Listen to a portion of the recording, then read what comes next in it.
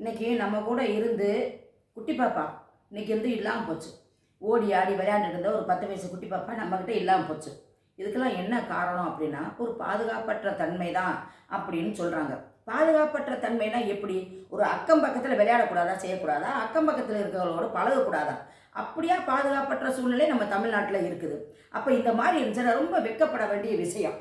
இதை கேட்டோம்னா அவங்க பெற்றவங்க என்ன நினச்சிருப்பாங்க, நம்ம பிள்ளை இன்றைக்கி ஒரு விதையை ஊனி வைக்கிறோம், அது வளர்ந்து ஒரு விருட்சமாக வரும்போது எவ்வளோ ஆசையாக இருக்கும். ஆகா, நம்ம வச்ச விதை இன்றைக்கி மரமாக வந்துருச்சு அப்படிங்கிற மாதிரி, அந்த மாதிரி தான் நம்மளுக்கு ஒரு மனசில் ஒரு சந்தோஷம் இருக்கும். அந்த மாதிரி அந்த பெற்றவங்க நினச்சிருப்பாங்க, நம்ம பிள்ளை நம்மளுக்கு நல்லபடியாக வந்துடும், நல்லபடியாக படிச்சிடும், நல்லபடியாக பதவியில் வந்துடும், இந்த ஆட்சியில் நல்லபடியாக நம்ம இருப்போம் அப்படின்னு அந்த பிள்ளைய வந்து அவ்வளோ கனவோடு கொண்டு வந்திருப்பாங்க. ஆனால் இன்றைக்கி என்னென்னா, கையில் அல்ல தண்ணி காணா போயிடுது பார்த்தீங்களா? அந்த மாதிரி ஒரு நிமிஷத்தில் அந்த பிள்ளை இல்லாமல் போச்சு.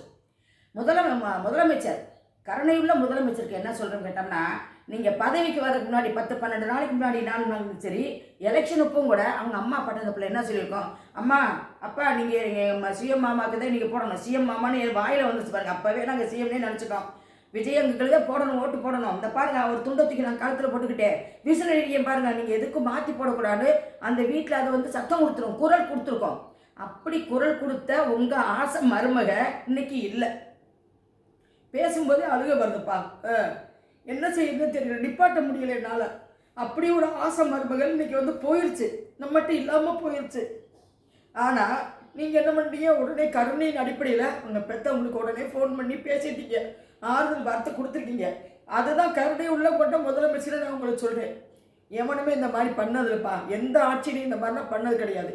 ஆறுதல் கொடுத்துருக்கீங்க, இது ஒரு பெரிய இது. என்ன இதை வச்சு யோசனை பண்ணி பார்க்க பார்த்தோம்னா, அந்த பிள்ளையை கொல்றதுக்கு காரணமாக இருக்கவங்களே டிஎம்கேவோட கைக்கூலிகள் தான் இந்த மாதிரி பண்ணியிருக்காங்க அப்படிங்கிறது எனக்கு நல்லா தெளிவாக தெரியுதுப்பா. இதை நான் சொல்கிறதுனால என்னை பிடிச்சிக்கொண்டு ஜெயிலில் விட்டாலும் பரவாயில்ல, எனக்கு கவலை இல்லை. நான் சாப்பிட்ற விதத்தில் போனால் போயிட்டு போகிறேன். ஆனால் இதை செய்கிறது பூரா அந்த டிஎம்கே கைக்கூலிகள். அவங்ககிட்ட பணம் நிறைய இருக்குல்லப்பா, அப்படி பணம் பாதாள வரையும் பாயும்னு பணத்தை வச்சுக்கிட்டு இந்த ஆகாத போகாத குடியார பயிரில் வச்சுக்கிட்டு இந்த மாதிரி நீ செய்யி, நாங்கள் பார்த்துக்குறோம், நீ ஜெயிலுக்கு போனால் கூட நாங்கள் எடுத்துக்குவோம் அப்படிங்கிற மாதிரி இவங்க செஞ்சுதேன் இந்த 10 வயசு பிள்ளைய கொன்று தீர்த்துருக்காங்க.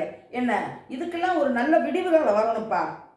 அதாவது நீங்கள் வந்தீங்களா பார்த்தீங்களா, பிரச்சாரத்துக்கு வரும்போது உங்களுக்கு எவ்வளவு இடத்துல பண்ணாங்க பார்த்தீங்களா, கொஞ்ச நாச்சு விட்டாங்களா, எத்தனை இடங்கள்ல உங்களை வர விடாமல் பண்ணாங்க.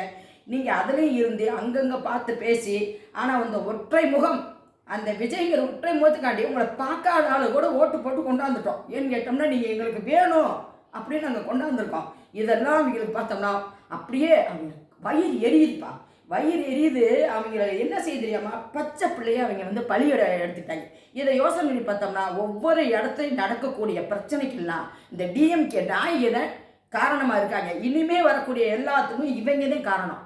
ஏன்னா இதில் வந்து மறுக்கப்பட முடியாத உண்மைதான். ஏன்னா நான் வந்து 70 வயசு கேள்வி நானே சொல்கிறேன். இவங்க வந்து பழி எடுக்கிறாங்க. ஏன்னா எங்களை வந்து இப்போ 50 வருஷமாக பழி எடுத்துருக்கேன்ல, நம்ம ஏமாந்தானே போயிருந்தோம். அதனால நீங்கள் வந்து எங்களுக்கு கட்டாயம் கடைசி வரைக்கும் முதல் வர நீங்கள் தான் இருக்கணும். இப்போ அந்த 5 வருஷம் மட்டும் கிடையாது, வரப்போட காலம் பூரா நீங்கள் தான் இருக்கணும். அதுக்காண்டி என்ன செய்யணும்னா, ஆர்டர் சொல்லுங்கள், அவங்களுக்கு பண உதவி செஞ்சு கொடுக்க முடியுமா செய்யுங்க. உங்ககிட்ட இருக்க அமைச்சர்கள் எல்லாம் அந்தந்த வட்டாரத்தில் என்னென்ன பணிகளில் இருக்காங்களோ அதை பூரா அவங்க வந்து கரெக்டாக பண்ண சொல்லுங்கள். விழிப்புணர்வாக இருந்தால் இந்த நம்மளோட அதாவது வெற்றி கழகமானது நீண்ட தூரம் பயணித்து போகணும். நம்ம ஆட்சியை கவிக்கிறக்காண்டி இந்த மாதிரி எல்லா வேலையும் பண்ணிட்டு இருக்காங்கிறது மக்கள் எல்லாரும் உணர்ந்துதான் இருக்காங்க, தெரியாமல் கிடையாது. கண்ணாமூச்சி விளையாட்டா, ஓடி பிடிச்ச விளையாடுறீங்க இவங்க நம்மக்கிட்ட நடக்காது. எந்த காலத்திலையும் நாங்கள் வந்து உங்களை விட்டு கொடுக்க மாட்டோம், நீங்களும் எங்களை விட்டு கொடுக்க மாட்டீங்க. அதனால் இந்த கொலை சம்பவமாக என்ன ஆக்ஷன் எடுக்கணுமோ அதை நீங்கள் வந்து கரெக்டாக எடுத்துருங்க, காலதாமதமே பண்ணாதீங்க. அப்படி செய்யும்போது இன்னும் நாங்கள் வந்து உங்களை வந்து நம்பாமல் இருக்க மாட்டோம். உங்களை மாதிரி எங்களுக்கு முதல்ல இனிமேல் கிடைக்க மாட்டாங்க அப்படிங்கிற மாதிரி எங்களுக்கு வந்து ஒரு உணர்ச்சி வந்து தலைமையில உங்களை தூக்கி வச்சுக்குவோம். இப்போவுமே நாங்கள் உங்களுக்கு விடலை. நீங்கள் காரில் போகும்போது கூட சொல்கிறீங்க, எனக்கு கார் வேண்டாம், என்னோட காரில் போகிறேன். யார் சொன்னாங்க? அவவே பார்த்தோம்னா அவ்வளோ வசதியிலையும் வாங்கி வச்சுக்கிட்டு முதலமைச்சராக இருந்தாங்க, அமைச்சராக இருந்தவங்கள, போனதில் இருந்தவங்கள எல்லாருமே அப்படி தான் இருந்தாங்க. ஆனால் அன்றைக்கி என்ன பண்ணிட்டீங்க, தன்னடக்கமாக எனக்கு கார் வேணாம், என்னை வச்சு நிறைய செலவு வேண்டாம், காலையிலே சாப்பாடு கொண்டு வந்து வச்சு மத்தியான உணவை ஆமாம் நீங்கள் இருக்கிற அலுவலகத்தில் வச்சு சாப்பிட்றீங்க. யார் செஞ்சாப்பா? இதெல்லாம் ஒரு முன்னுதாரணமாக நீங்கள் இருக்கீங்கன்னு. அடாடா நம்மலாம் இந்த மாதிரிலாம் செய்யலையே, என்ன இன்னைக்கு இந்த மாதிரி செஞ்சு இந்த மாதிரி நல்ல பேர் வாங்கிட்டு இருக்காரு அப்படிங்கிற வயிற்றுச்சலை பார்க்குறேன்ல. சட்டசபையில் உங்களை 50 பேரும் கண்ணமிக்காமல் பார்க்குறாங்க. வெளியே நின்றுக்கிட்டு பார்க்குறோம்னா அவங்க அப்பயும் பார்க்குறியா, ஸ்டாலின்காரே வெளியிருந்து பார்க்குறியா, மகேங்காரே உள்ளே இருந்து உங்களை பார்க்குறியா, இப்படி இப்படி திட்டங்களை கொண்டு வராரு, நோட்ஸ் எடுக்கிறாரு அப்படின்னு சொல்லிட்டு என்ன வயிற்றுச்ச பிடிச்ச அந்த நாய்கள்னாலனே கோயம்புத்தூரோ இன்னும் மற்ற இடங்கள்ல எந்த சம்பவம் நடந்தாலும் இதுக்கு இவங்கதே காரணம். இதை கண்காணிக்கிறதுக்கு நீங்கள் ஒரு குழுவோட ஏற்படுத்தலாம் அப்படிங்கிறது என்னுடைய ஒரு கோரிக்கை. ஏன்னா இவங்க கழுகு மாதிரிப்பா. அதாவது அவங்களுக்கு மனசுங்கிறது கிடையாது, ஒரு உயிர்ங்கிறது கிடையாது. ஐயோ ஒரு உயிர் பறி போகுது அப்படின்னு கிடையாது. அவங்க ராட்சச பயிலுங்க இப்படித்தானே செஞ்சு கரூரில் கொண்டாங்க 41 பேரை கொண்டதுக்கு இவங்க தான் காரணம். கடைசியில் உங்கள் மேலே பழி விட்டாங்களே. நல்லவங்க என்றைக்குமே ஜெயிச்சுவாங்க. ஏன்னா தர்மம் அவங்க பக்கத்தில் தான் இருக்கும். அதை நாய்ங்க உணர மாட்டேங்குதுங்க. அதாவது புணத்தில் வாயில் இருக்க அரிசியை கூட எடுத்து நோண்டிட்டீங்கிற நாய்க, களவாணி நாய்க. அதனால் அவங்ககிட்ட நீங்கள் ரொம்ப பாதுகாப்பாக இருக்கணும். எனக்கு உங்கள்கிட்ட பேசும்போதே அழுக வருதுப்பா, முடியலை என்னால். இந்த பச்சை பிள்ளை செத்து போயிருக்கு பார்த்தீங்களா, என்ன பாடுபட்டு செத்துருக்கோம். அதே மாதிரி தண்டனை அந்த செஞ்ச அந்த காம கொடூரங்களுக்கு நீங்கள் கட்டாயம் வாங்கி கொடுக்கணும். இந்திய சட்டத்தில் அந்த மாதிரிலாம் இடம் இல்லைன்னு சொல்கிறாங்கப்பா. அதாவது நம்ம நாடு ஜனநாயக நாடு. அந்த மாதிரி வெளிநாடுக மாதிரிலாம் மத்தியத்தில் தூக்குப்படம் செய்ய முடியாது, சுட்டுக்கொள்ள முடியாதுன்னு சொல்கிறீங்க. ஆனால் ரைட்டு, நான் இல்லைன்னே சொல்லலை.